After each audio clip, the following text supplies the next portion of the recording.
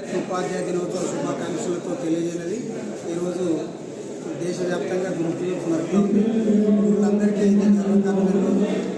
దుబ్బాక మండలంలో కూడా 23 మంది ఉపాధ్యాయులను అత్యుత్తమ ప్రతిభ కలిగిన వారిని గుర్తించి ఈరోజు గౌరవ ఎంపీడీఓ, ఎంఆర్ఓ, కమిషనర్ల చేతుల మీదుగా సన్మానం చేయడం జరిగింది.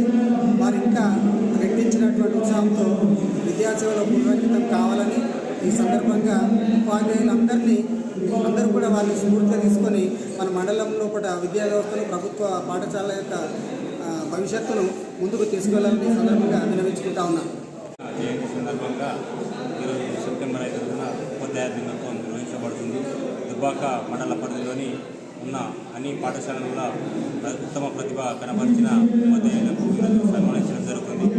ఈ కార్యక్రమంలో అందరి ఉపాధ్యాయులకి ముందుగా ఉపాధ్యాయ దినోత్సవ శుభాకాంక్షలు. అదేవిధంగా మనము ఎవరికైనా ఏమిచ్చైనా రుణం తీర్చుకోవచ్చు, కానీ ఉపాధ్యాయులకు మాత్రం ఎంత ఇచ్చినా తక్కువనే.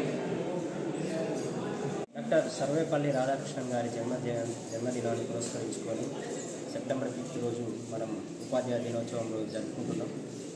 ఆ ఉపాధ్యాయ దినోత్సవం సందర్భంగా దుబ్బాక మండలంలో ఉపాధ్యాయులందరికీ మండల అడ్మినిస్ట్రేషన్ పరంగా ప్రత్యేకంగా ఉపాధ్యాయ దినోత్సవ శుభాకాంక్షలు తెలియజేస్తున్నాం.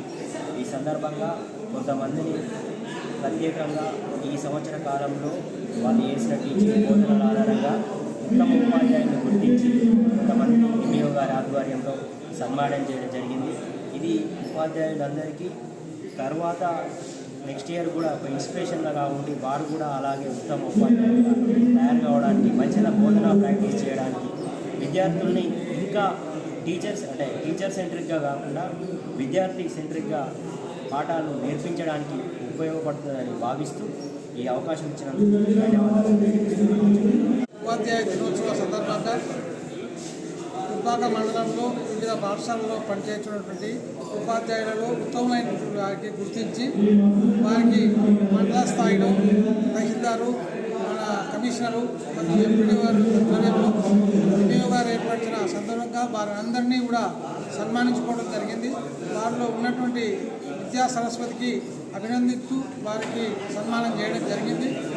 ముందు కూడా వారు భవిష్యత్తులో విద్యార్థులను భావి భారత పౌరులుగా దిద్ది వారిని ఉన్నతులుగా తీర్చేందుకు చక్కని అవకాశం వారి చేతిలో